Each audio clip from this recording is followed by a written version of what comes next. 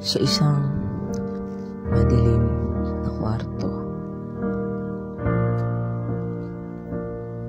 sinubukan kong lumapit sa iyong eksistensya, ngunit realidad ng nagdikta, nagkakilala, nagkalapit, naging mapait, hanggang bumitaw na sa pagkakapit.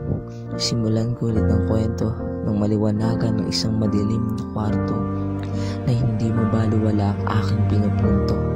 Nagkakilala tayo sa isang pagkakataon ng pagmamay-ari kanya, kaya aking atensyon ay binaling sa iba, ngunit hindi tinanggal ang posibilidad na balang araw tayo magtatagpo. Isisiwalat ang bawat emosyon na naipon sa loob ng maraming taon. Nahati ang aking pagtao at intensyon sa bawat pagkakataong tayo magkausap. Ang parte na gusto kong mahalin at angkinin, at ang parte na ayaw masira ay iyong tiwala. Gusto kitang maging masaya, kaya hindi inamin bagkus na paubaya. Kahit na walang anihin at mas masakit pa sa pagluhod sa asin, hinanap ko ang aking sarili sa mga nagdaang taon na ako'y naging preso ng imahinasyon.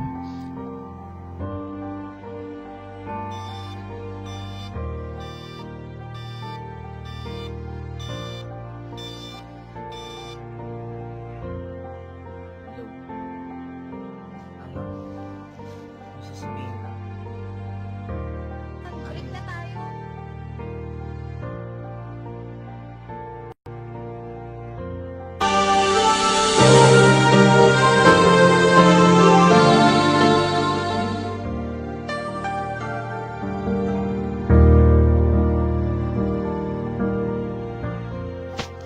At naging palaboy ng realidad, hindi ka nawala sa aking isip.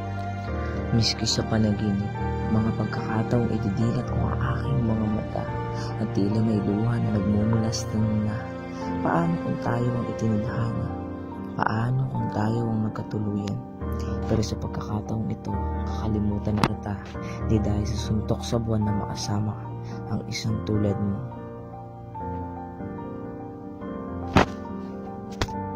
Kundi sinayang ko ang pagkakataong binuksan mo yung mundo, ngunit pinangunahan ako ng takot na pumasok dahil alam kong hindi ako makakasabay sa iyong agos.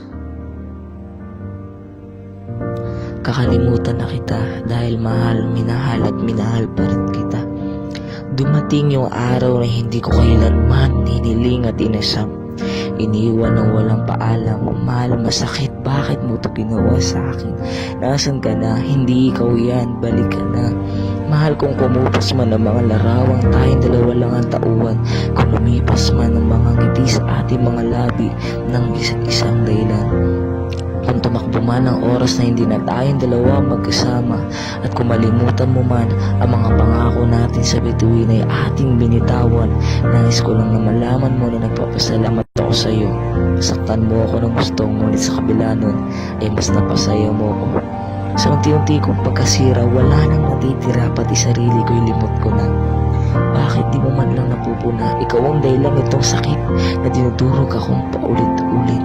Ang mga lambing mong kahit na ang palayay lang gamin, sobrang nakakakilig at nakakiliti. Ang mga paghawak mo sa kamay na sumisimbolo na isisigaw ko sa buong mundo na akin ka at sa'yo lang ako. Sa isang iglap, naglaho ng lahat. At ngayon, bibigyan ko ng linaw ang isang madilim.